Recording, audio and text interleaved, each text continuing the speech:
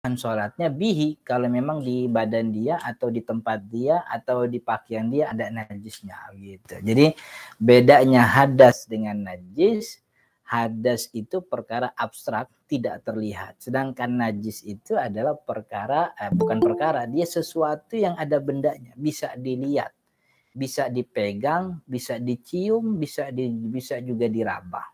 Najis. Jadi najis itu sesuatu yang kotor dan dikatakan kotor oleh syariat. Kita bisa mungkin mengatakan sesuatu kotor, tapi belum tentu najis di mata syariat. Tanah itu kan kita lihatnya kotor. Kita sering ngelarang anak-anak kita, adik-adik kita untuk main tanah. Karena kita anggap kotor.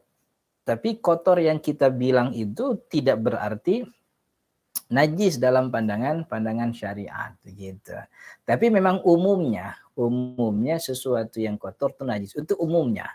Tapi tidak berarti begitu, tidak harus selalu. Tapi memang umumnya sesuatu yang dikatakan najis oleh syariat itu sifatnya kotor walaupun tidak semua. Ada beberapa syariat, ada beberapa perkara yang dikatakan najis tapi nggak kotor-kotor amat. Anjing itu kan secara umum tidak kotor kalau pemiliknya kan tiap hari bersihin, kan begitu. Nah, secara zahir nggak kotor, tapi syariat bilangnya najis. Jadi Jadi najis itu adalah sesuatu yang dilihat kotor oleh syariat, dan dengan adanya dia orang tercegah keabsahan sholat. Jadi bedanya najis dengan hadas. Najis itu ada bendanya, ada barangnya, ada ainnya. Sedangkan hadas itu perkara abstrak. Dan yang kedua, najis itu menempel pada benda. Sedangkan hadas tidak bisa menempel pada benda. Begitu. Artinya dia tidak disematkan kepada benda. Dia disematkan kepada muslim mukallaf. Begitu. Kemudian yang namanya najis itu disucikan, dibersihkan. Bahasanya gitu, izalah, dihilangkan, dibersihkan, disucikan. Sedangkan yang namanya hadas itu tidak bisa dihilangkan karena memang aslinya udah hilang gitu. Hadas itu kan nggak kelihatan, maka tidak bisa dihilangkan karena aslinya udah hilang. Maka bahasanya itu hadas itu diangkat kan gitu. Makanya kita diajarin kalau niat wudu, nawaitul wudu'a, saya niat wudu liraf'il hadas, untuk mengangkat hadas. Nah, jadi itu bedanya hadas dengan najis. Jadi hadas itu ada pada benda, najis ada pada benda, dia bisa ada pada manusia. Kemudian hadas tidak ada pada benda, dia nempel menjadi status seseorang muslim. Yang kedua, najis itu ada bendanya, ada barangnya, sedangkan hadas itu bukan benda. Kemudian tadi hadas itu diangkat, sedangkan najis itu dihilangkan karena memang ada bendanya begitu ya. Jadi itu yang tadi kita sebut definisi thaharah, yaitu proses atau dia istilah ibarat untuk proses pembersihan ataupun sucian najis dan juga menghilangkan, mengangkat hadas atau yang semakna dengan keduanya. Jadi ada dalam syariat sesuatu yang dia sejatinya tidak bisa menghilangkan hadas, tidak bisa mengangkat hadas, tapi maknanya sama dalam arti bahwa dia punya fungsi yang berfungsi sama tapi tidak optimal, yaitu tayamum. Tayamum itu punya fungsi, tayamum itu tidak mengangkat hadas, dia hanya menjadikan seseorang boleh sholat. Ketika nanti hilang sebab dia boleh tayamum, maka dia wajib menggunakan air kembali begitu. Nah, jadi itu tadi tentang thaharah, kemudian fungsinya bahwa dia itu mengangkat hadas dan juga menghilangkan najis.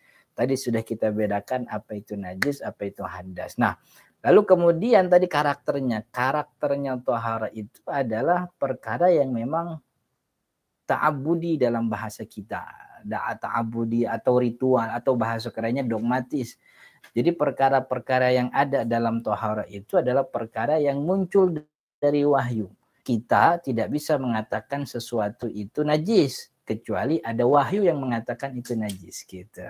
Jadi kalau urusan najis apa enggak, aslinya seluruh benda yang ada di muka bumi ini adalah suci kecuali yang ada teks syariatnya bahwa itu najis. Itu ya. Jadi seluruh, karena Allah mengatakan wa khalaqalakum ma fil ardi jami'ah. Allah menciptakan lakum bagi kalian nih, bagi kita semua, ma fil ardi seluruh apa yang ada di muka bumi ini, jami'ah semuanya buat kita. Karena ini buat kita, maka halal untuk dimanfaatkan. Karena halal untuk dimanfaatkan, maka tidak mungkin sesuatu yang bisa dimanfaatkan najis. Ini khalaqalakumnya buat kalian di muka bumi ini memberikan makna bahwa seluruh benda, sesuatu yang kita dapati di atas muka bumi ini aslinya suci selama belum ada teks syariat yang mengatakan itu najis. Jadi kita nemu daun, nggak usah nunggu dalilnya suci apa enggak. Pokoknya kalau nggak ada teks yang bilang najis itu suci. Nah, maka perkara najis itu kan dikit gitu ya. Seperti babi kan ada teksnya kan begitu. Kotoran ada teksnya kan begitu. Apalagi potongan tubuh hewan yang terlepas ketika dia hidup, itu juga termasuk najis. Nah, najis ini Bapak Ibu yang dirahmati Allah kemudian dibagi menjadi 3 kelompok. Ada yang disebut dengan istilah najis mukhaffafah, najis ringan. Ada yang disebut dengan najis mutawassithah, najis sedang. Ada kemudian level ketiga yaitu najis mughalladzah atau yang kita sebut najis besar. Kenapa kemudian ada pembagian-pembagian ini? Kita kembali kepada karakter toharoh. Bahwa toharoh itu kan karakternya ta'abudi, dogmatis, ngikutin wahyu. Apa yang datang dari Nabi Muhammad dan apa yang kita dapati dari teks syariat, itulah karakter toharoh. Dan kita mendapati Nabi Muhammad SAW memberikan semacam teknis dalam pembersihan najis. Nah, satu waktu Nabi Muhammad pernah membersihkan najis sampai najis itu hilang. Tapi nggak berkali-kali. Satu kali bilasan dengan air hilang sudah selesai. Satu waktu Nabi Muhammad pernah memerintahkan kita kalau bersihin najis cukup dicipratkan air saja. Kan begitu. Ada satu najis yang kata Nabi Muhammad, cipratin air aja seukuran najis itu. Supaya cipratan itu kemudian bercampur dengan najisnya atau bisa mengcover. Dan itu sudah cukup. Tapi satu waktu Nabi Muhammad pernah memerintahkan kita untuk mensucikan najis dengan 7 kali bilasan. Dan bilasannya itu dicampur salah satunya dengan tanah. Maka teknis-teknis yang diajarkan oleh Nabi Muhammad tentang pembersihan najis ini menjadi klasifikasi najis itu sendiri. Pertama ada yang dikatakan sebagai najis mukhaffafah, najis sedang. Apa itu najis sedang? Najis sedang itu adalah air kencing bayi laki-laki yang belum makan kecuali air ASI. Kenapa dikatakan najis sedang? Karena Nabi Muhammad dulu pernah memerintahkan kita untuk mensucikan najis air kencing bayi laki-laki yang belum makan kecuali air ASI ibu itu cukup dipercikan saja. Memang secara teks hadis perintahnya dipercikan saja, dikepretin kalau bahasa kita. Mungkin bahasa sekarang disemprot aja. Seukuran semprotan itu, cipratan itu, percikan itu mengcover seluruh najis yang menempel gitu. Tapi beberapa ulama mensyaratkan hilangin dulu najisnya, artinya dielap dulu, dihilangin dulu najis baru kemudian tempatnya dicipratkan. Kalau sekiranya najisnya banyak begitu. Tapi pada intinya itu teknis yang diajarkan Nabi dicipratin. Maka ulama memasukkannya sebagai najis sedang begitu. Lalu Nabi Muhammad pernah memerintahkan untuk jilatan anjing itu dicucinya 7 kali bilasan. Dan 7 kali bilasannya salah satunya dengan tanah. Ada perintah wahyunya begitu. Maka proses pembersihan ini dikatakan ini berarti najisnya najis besar. Najis mughalladzah, yaitu jilatan anjing. Kalau dalam mazhab Syafi'i dimasukkan juga di dalamnya babi.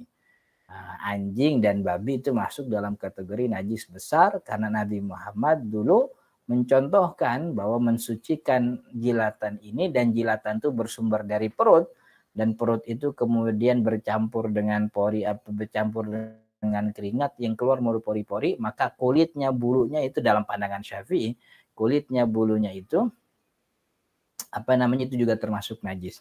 Karena dari sisi hewan termasuk kita sebagai manusia begitu ya, ada sesuatu yang memang muncul dari dalam diri kita sendiri seperti ludah itu. Jadi keluarnya ludah dari tubuh kita itu tidak ada proses perputaran perubahan wujud. Beda dengan kotoran. Kalau kotoran itu kan awalnya makanan, bentuknya ada yang telur, ada yang roti, ada yang mie, ada yang macam-macam masuk diproses keluar. Nah, sesuatu yang keluar dari tubuh kita melalui proses perubahan itu dipastikan yang keluar itu najis, kotoran. Tapi kalau sesuatu keluar dari tubuh kita dan dia tidak melalui proses apa-apa, artinya nggak ada sesuatu yang masuk dulu. Karena itu lahir dari tubuh itu sendiri, itu sejatinya hukumnya suci. Maka kalau sesuatu yang sejatinya tidak ada proses perubahan dihukumi najis oleh Nabi Muhammad, jilatan anjing itu dihukumi najis, berarti sebadan-badannya itu najis. Karena jilatan itu tidak keluar dari proses perubahan makanan itu, dia memang muncul dari badannya sendiri. Itu yang kemudian membedakan anjing dengan hewan-hewan lain. Nah, itulah karena dibersihkan Nabi Muhammad dengan 7 kali bilasan, lalu salah satunya dengan tanah. Berarti ini pembersihan yang sangat spesifik. Dan ini pembersihannya besar sekali. Makanya najis ini dikatakan sebagai najis besar. Lalu ada najis yang Nabi Muhammad bersihkan, cukup Nabi Muhammad hilangkan najisnya. Satu waktu kita pernah dapat riwayat Nabi Muhammad pernah menggeser-geserkan sepatunya karena ada kotoran, kan gitu. Oh, berarti ini enggak dipercikan, tidak juga dibasuh dengan 7 kali bilasan begitu. Yang penting hilang najisnya. Oh, berarti ini antara kecil dan besar. Nah, kita sebut najisnya mutawassithah, najis sedang. Jadi pembagian najis sedang, kemudian najis ringan, kemudian najis besar, itu dibagi, diklasifikasi sesuai dengan bagaimana syariat Al-Quran atau juga Nabi Muhammad datang kepada kita membawa teknis pensuciannya. Dan Nabi Muhammad membawa teknis pensuciannya dengan 3 yang tadi. Dipercikan itu untuk bayi laki-laki yang belum makan kecuali air ASI. Ibunya, berarti ini najis kecil, najis ringan, najis mukhaffafah. Yang kedua, Nabi Muhammad pernah datang kepada kita dengan membawa teknis dibersihkan 7 kali bilasan air, salah satu dengan tanah. Ini najis besar. Itu dari anjing, lalu kemudian dikiaskan oleh ulama Syafi'i ya. Ulama Syafi'i mengkiaskan babi juga bagian daripada itu. Dan dalam pandangan lain babi itu bukan najis. Dalam pandangan ulama lain begitu ya. Babi itu tidak najis gitu. Bahkan air liurnya enggak. Jadi yang najis dari babi itu kotoran, itu kata Ahnaf. Termasuk anjing itu. Anjing kalau masih hidup dalam pandangan Malikiyah itu tidak najis. Anjing itu najis kotorannya dan air liurnya saja. Kalau Syafi'i kan enggak. Tadi atas proses argumen yang tadi kita sudah sebutkan bahwa yang keluar dari tubuh hayawan itu makhluk seperti kita dan juga hewan itu ada 2. Ada yang melalui proses perubahan yang sebelumnya merupakan makanan, itu sudah pastikan najis. Tapi ada proses yang tidak melalui itu. Dan memang itu muncul dari dirinya sendiri begitu. Nah, itu ya yang kemudian kata Nabi Muhammad jilatannya najis, berarti seluruh tubuhnya najis begitu. Kemudian yang ketiga adalah najis yang tidak disucikan dengan 7 kali bilasan, tidak juga dengan tidak juga dengan dipercikan. Jadi di antara 2 itu begitu. Itu pembagian pembagian najis. Kemudian yang tadi itu najis. Kemudian sedangkan yang satu lagi yaitu hadas. Tadi kita udah bedain tuh najis ada bendanya, sedangkan hadas itu perkara abstrak. Perkara abstrak yang nempel dalam tubuh kita. Dia nggak nempel di gelas, dia nggak nempel di baju. Kita nggak mungkin bisa sebut baju itu berhadas gitu. Tapi kalau baju ada najisnya iya. Tapi kalau baju berhadas enggak. Karena hadas itu sesuatu yang nempel dalam tubuh kita, dalam diri kita, status diri. Nah, hadas itu ada 2. Ada yang kita sebut dengan istilah hadas kecil, ada yang kita sebut dengan istilah hadas besar. Nah, pembagian hadas kecil, hadas besar ini juga diklasifikasikan atas dasar teknis mengangkatnya begitu. Nabi Muhammad SAW menyontohkan kita kalau kita buang air agar tubuh kita menjadi suci lagi, artinya tidak berhadas lagi, cukup wudhu saja. Tapi satu waktu Nabi Muhammad mengajarkan kita untuk mandi ketika kita keluar air mani. Oh, berarti diklasifikasi. Berarti keluarnya air mani itu membuat kita berhadas besar. Kenapa berhadas besar? Karena kewajibannya mandi.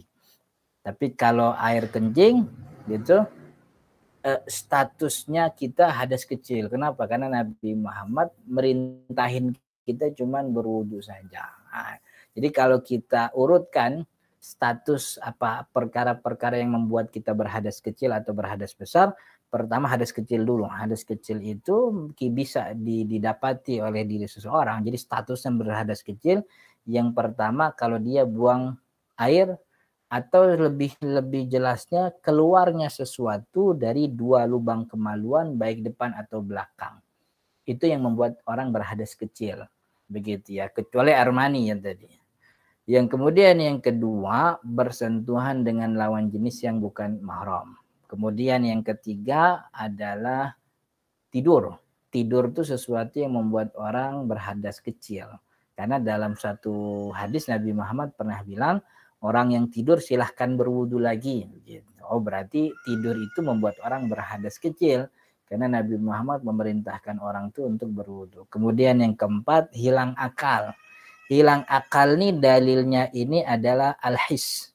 Al-his itu apa ya?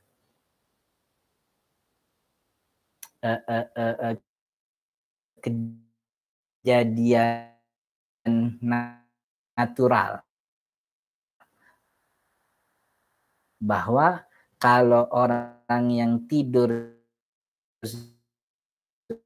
saja diwajibkan wudhu, gitu ya, maka orang yang hilang akal itu juga lebih, karena ketidaksadaran jadi di tidur. Orang tidak jauh lebih ketika sadar itu ya, lagi apa namanya dalam telapak tangan.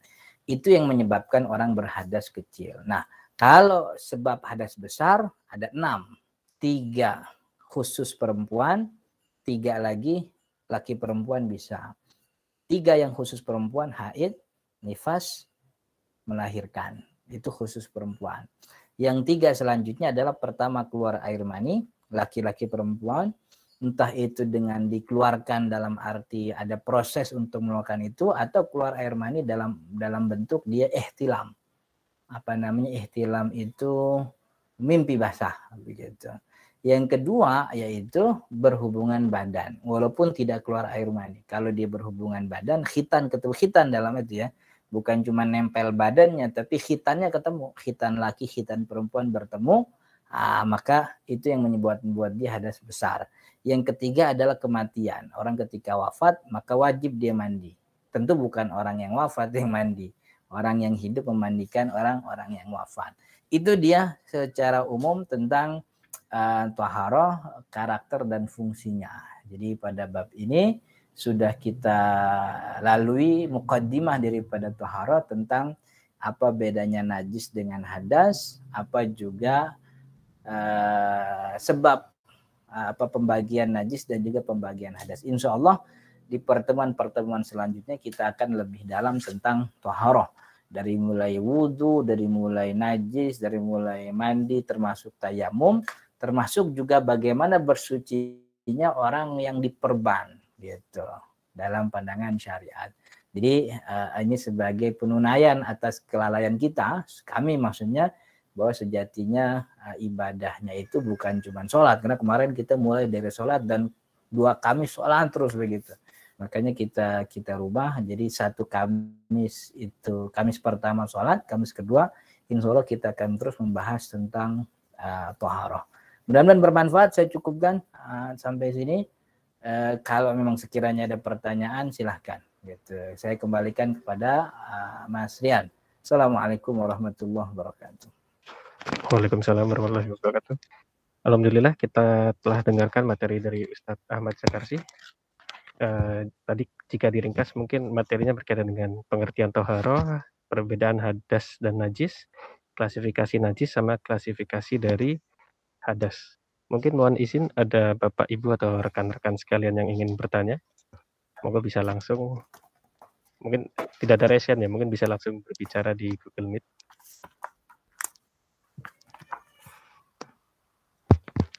Mungkin belum, atau sementara dari operator tadi saya diberitahu ada pertanyaan dari jamaah Ustadz di kolom chat. Ya, silakan. Untuk yang pertama, izin meneruskan pertanyaan dari jamaah. Nomor 1, izin bertanya Ustadz, jika barang elektronik, contohnya HP atau mungkin benda lainnya terkena najis, itu bagaimana cara mensucikannya Ustadz? Terima kasih. Lalu ada pertanyaan sekalian, Ya. dua pertanyaan Ustadz ya. Pertanyaan kedua, Ya. kadangkala ketika kita berjalan kaki melalui jalanan yang basah, terdapat tanah yang menempel pada celana panjang kita. Nah, itu bagaimana kita yakin tanah tersebut bukan termasuk najis, Ustadz? Terima kasih. Monggo Ya. Ustadz Ahmad Jabarci bisa dijawab pertanyaannya. Pertama, bahwa bagaimana mensucikan najis yang terkena barang-barang elektronik. Tergantung jenis najisnya, kan begitu. Tadi kan Nabi Muhammad memberikan contoh bagaimana najis itu disucikan, bisa dipercikan dengan air saja, dan itu adalah najis kecil, yaitu cuman satu tuh najis kecil, cuman satu, yaitu air kencing baik laki-laki yang belum makan kecuali air asibum. Ada najis besar yang mana disucikannya dengan dengan air 7 kali bilasan, salah satunya dengan tanah. Nah, ada antara itu dia kagak besar karena tidak disucikan dengan 7 kali bilasan, dia juga bukan kecil. Nabi Muhammad hanya memerintahkan kita untuk menghilangkan saja najisnya. Dan bentuk menghilangkan itu banyak ragamnya. Nabi Muhammad dulu pernah menyontohkan bahwa dulu sepatunya ada najisnya. Lalu Nabi Muhammad kesrek-kesrek itu. Digesrekkan ke atas tanah sehingga najisnya nggak nempel lagi di sepatunya begitu. Jadi kita juga kalau najisnya najis yang bukan besar, bukan kecil, yang najisnya sedang, maka yang penting hilang saja. Bagaimana bentuk menghilangkannya ya tergantung teknisnya. Ada yang mungkin pakai tisu, ada yang mungkin pakai koas gitu ya. Jadi bagaimanapun caranya, yang penting najisnya itu ainnya, benda najisnya itu hilang begitu. Benda najisnya hilang itu sudah cukup membuat barang elektronik kita menjadi najis. Maka jauh-jauhkanlah barang elektronik kita dari dekat-dekat anjing begitu, karena kalau anjing tuh harus 7 kali bilasan begitu ya, dan itu salah satunya dengan tanah. Udah disiram, dikeprukin tanah lagi tuh kan jadi rusak itu. Jadi itu memang perkara yang agak sulit kalau kita memakai pakem mazhab Syafi'i. Tapi dalam pandangan mazhab lain, anjing itu kan bukan najis. Dalam pandangan mazhab selain Syafi'i. Jadi dalam hal ini yang mengatakan anjing najis itu hanya Hambali dan Syafi'i. Anjing dalam arti anjing hidup begitu ya. Kalau anjingnya mati, seluruh ulama sepakat itu najis, kan bangkai itu. Tapi kalau anjingnya hidup, Syafi'i aja yang bilang itu najis. Semuanya dari mulai badan, air liur dan seterusnya. Tapi kalau katakanlah Imam Malik, Imam Abi Hanifah misalnya, tidak melihat kenajisan anjing kecuali air liur dan kotorannya saja begitu ya. Maka ya karena saya tinggal di Indonesia, belajarnya oleh guru-guru yang Syafi'i dari dulu mengamalkan ini, bahwa anjing itu sesuatu hewan yang kita katakan najis. Dan karena itu najis, maka kepemilikan dalam pandangan Syafi'i ya, kepemilikan seseorang terhadap anjing itu bukanlah kepemilikan yang sah dalam syariat. Dalam arti satu waktu gitu ya, kalau anjingnya kemudian ketabrak Gojek lagi naik motor tuh, Gojek nggak usah nanggung jawab. Karena dalam pandangan syariat, di pandangan Asy-Syafi'iyah, anjing itu bukan harta begitu. Maka itu ya perlu pendekatan yang agak rumit kalau kita berhadapan dengan kondisi sosial sekarang. Ya untungnya begitu ya, kita di pesantren nggak pernah gaul-gaul sama anjing begitu. Jadi ngurusin kayak gitu tuh nggak ribet. Pokoknya kita bilang anjing najis udah beres urusan. Jadi tadi kalau barang elektronik terkena dengan najis, asalkan bukan najis besar atau najis ringan, maka cukup dihilangkan. Bagaimana dihilangkannya? Bagaimanapun caranya silahkan, yang penting ain benda najisnya itu hilang. Bisa dikoas, bisa digesrek, bisa mungkin ditiup, kan ya. Tai cicak tuh kalau udah kering banget ditiup aja hilang. Ditiup hilang. Itu yang pertama tentang barang elektronik gitu ya. Kemudian yang kedua, bagaimana kalau kita berjalan? Tadi kita katakan bahwa karakter taharah ini adalah karakternya dogmatis. Dogmatis itu apa? Wahyu.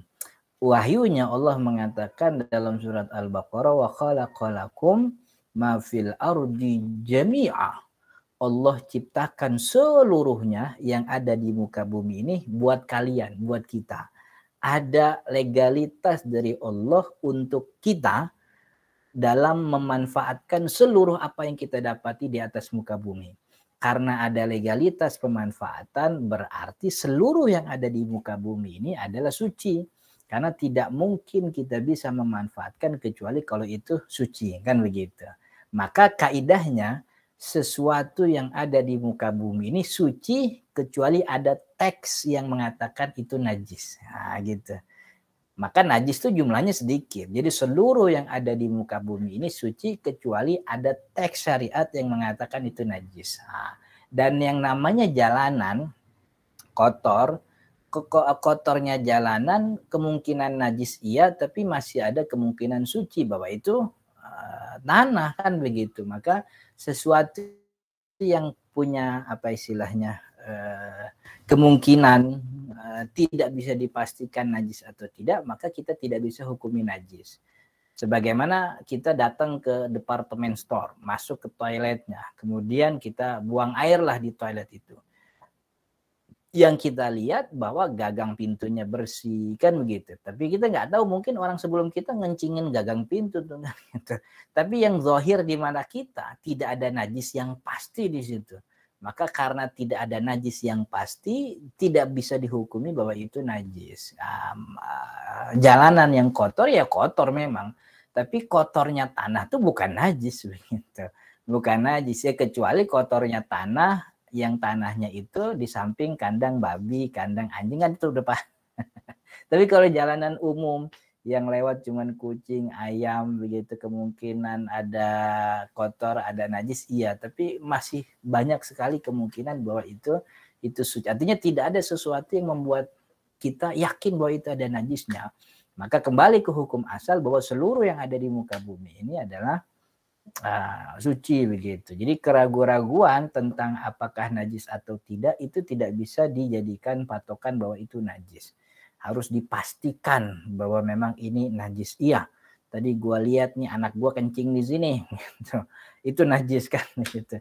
Tapi tidak ada informasi yang sampai kepada kita, tidak ada petunjuk bahwa ini, maka tidak bisa kita hukumi itu najis begitu. Oke?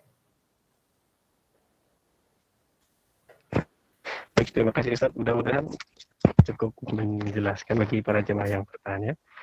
Mungkin sekian dulu Ustaz.